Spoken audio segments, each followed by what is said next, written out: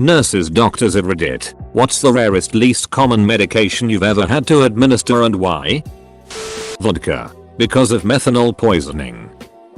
In 15 years of hospital pharmacy, I've twice had occasion to dispense thalidomide. It's used as an end-stage anti-nausea med, and comes very carefully packed, with all sorts of warnings about not coming near it if pregnant. Even has little pictures of thalidomide babies. I had a woman who was on ziconotide, which is an analgesic derived from cone snail venom. If it isn't administered correctly, through the spine, it causes hallucinations. Methylene Blue. I gave it to a girl who tried overdosing on Oragel. The active ingredient is benzocaine, which caused her to develop a methemoglobinemia. Treated with the blue drug. It truly is an artificial looking bright blue, and I gave it to her in her IV.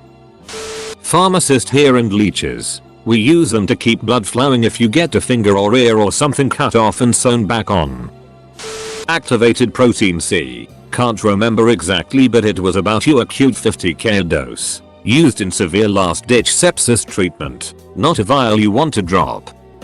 A poop fecal transplantation. At my first internship during nursing school, there was a patient with a bowel infection caused by Clostridium difficile. A few months before he got treated with broad-spectrum antibiotics for a pneumonia, which caused the infection. They tried other treatments to cure the infection, but nothing worked. Eventually, the patient got accepted in a clinic trial for a fecal transplant. One of his kids was the poop donor. After the transplantation, the infection actually cleared up.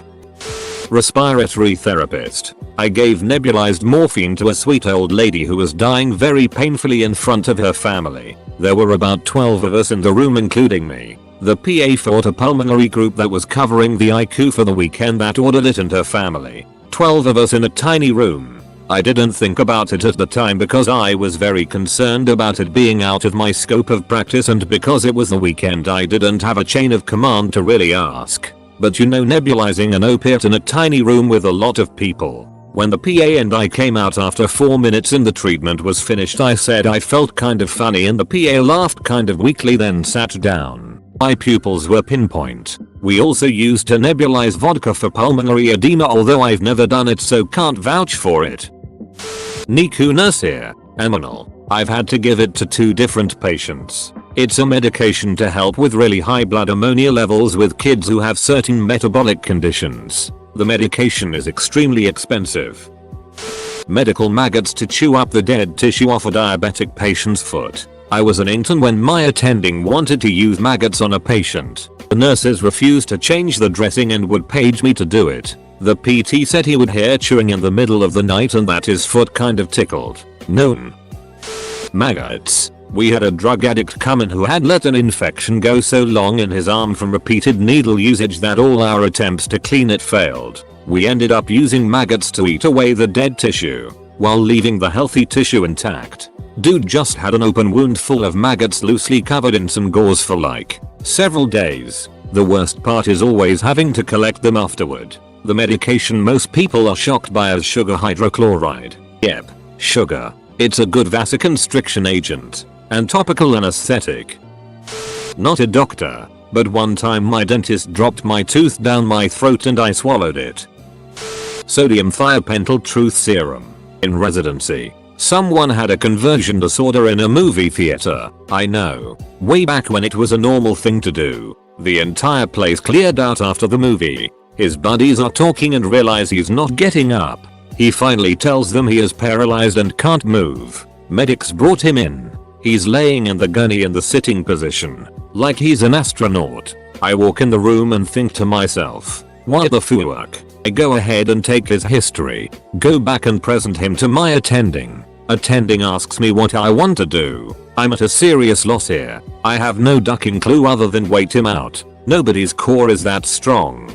He says we should give him thiopental. Of course I say let's do it. We go in with Justice and a nurse. He turns the lights off. The nurse pushes the meds. My attending proceeds to walk this guy down with confidence and empathy, like he's walking him through the worst LSD trip ever. Sure enough, my attending asks him to realize that his arm is attached to his chest, which is attached to his back, which connects to his neck, which connects to his brain. He tells the guy, Now is the time to move your arm. The kid moves his ducking arm. Amazing. After a bit longer the kid is lying flat. Soon enough he's up and moving. Craziest hit I saw that year. Emergency medicine. Still not dull 10 years later. Edit. Done grammar mistakes. It was many years ago and I was working with end-stage cancer patients. This one woman, who began her treatment outside of the United States, was given a mixture of sugar, heroin, alcohol, morphine, phenothiazine and some other antiemetics. It was specially made into a liquid and imported from somewhere in Europe. I remember this med so vividly because it's not every day you give someone heroin. I think it was called something like Brompton cocktail, and the lengths that were gone to check out and administer a dose of that stuff. We're talking who's got the nuclear codes type of system. I have to admit though, it worked like magic. Synthetic blood. Melbourne, Australia. And I think it was a world first at the time. We had a trauma patient who required a blood transfusion. She couldn't accept blood products however due to her religious beliefs. So synthetic blood was shipped in from the US. Ended up saving her life. We hadn't heard of synthetic blood, so it was kinda bizarre. This was a few years ago, so I'm not sure if it's more widely used now, but I've not seen it since. Just a med student and not sure how rare it actually is, but I've seen arsenic trioxide prescribed once for a patient with acute promyelocytic leukemia. I think another arsenic compound is used to treat sleeping sickness, but that's about the only diseases it's used for these days. Once upon a time it was the best treatment we had for syphilis. By far not a doctor, but a relative of mine had a lot of problem with allergic reactions, especially on the skin, where weird looking welts would form. After about a year of trying out treatments, they eventually used a medication of which the basic component are ovaries of a hamster. They had to repeat giving him those syringes a few times, but then it was successfully treated. I had a wealthy patient who paid $70,000 on his Amex Platinum card for a 1-month supply of Harvoni, Hep C, for him and his wife. That was not even enough for full treatment. That was the cost every month for 3 months. He told me he had gotten Hep C from an escort. That is one expensive romp he had. Not a doctor or nurse but analytical chemist for a small-scale bespoke pharmaceuticals production company. Had to stock control our CDs, control drugs, and dispose of about 10 grams of out-of-date pharma-grade sugar hydrochloride that had been used once. Apparently it can be prescribed as a mouthwash for numbing the gums.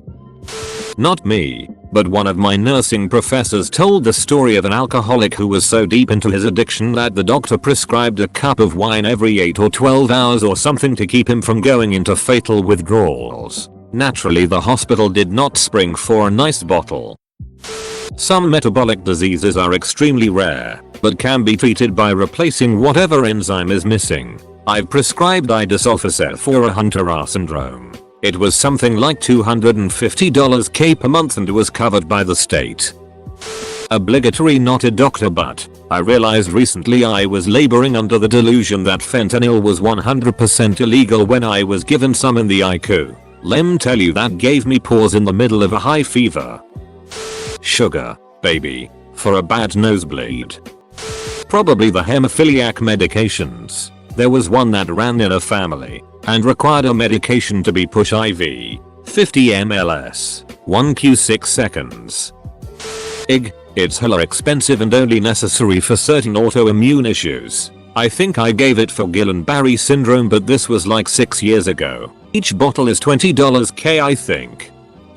I take GHB, as in the date abuse drug. It's called Xyrem and is used for narcolepsy. It also costs $10,000 a month without insurance.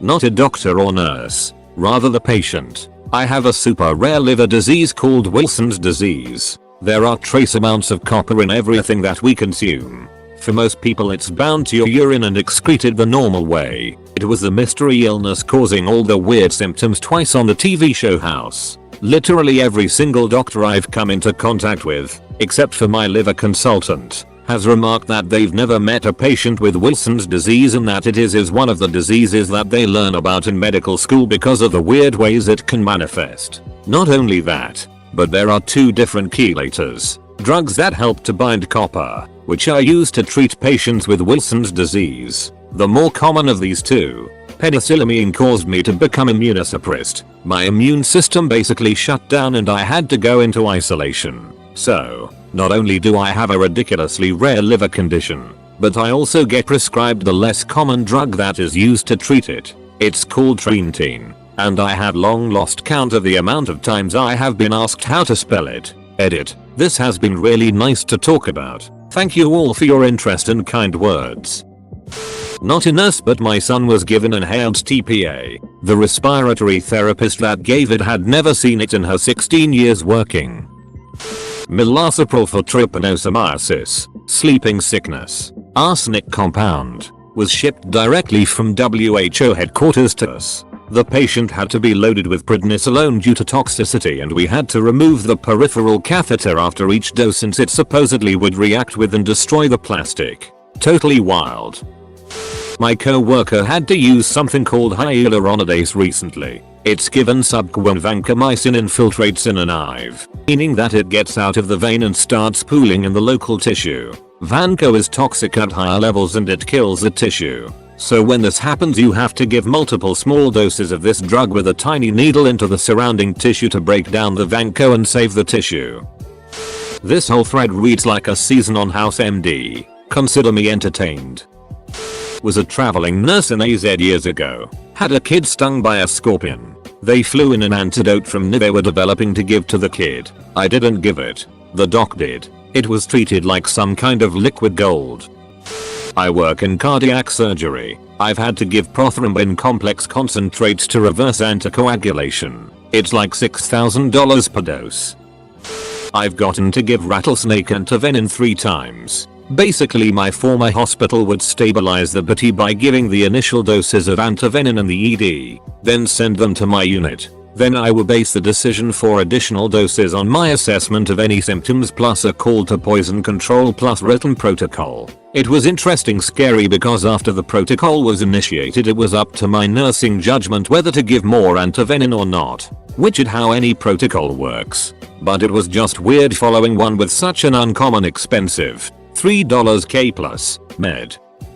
Botulinum antitoxin cost about $15K 20 years ago. The vial came from the CDC and contained 4 doses. The nurse delivered the first dose and threw the rest away, not understanding there were no other single-use vials.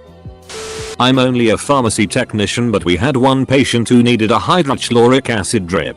If I remember correctly, I had never seen it before and the pharmacist had to make sure it was in a metal container and delivered via a reinforced line, maybe glass. It was a long time ago. Aside from that, the rarest drug I've actually had to compound has probably been Xentra, prothrombin complex concentrate, for bleeding.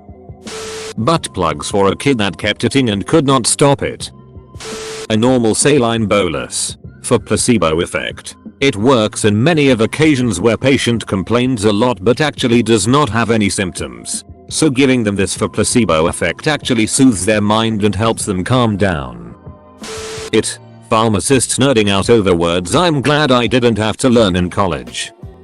A common one for us in the hospitals I work with is Paxlovid for resistant angina. Requires a lot of initial drug monitoring as it's largely unpredictable, without $$ tests, with how patients will metabolize it. I don't think it's used much anywhere else except parts of NZ and Australia.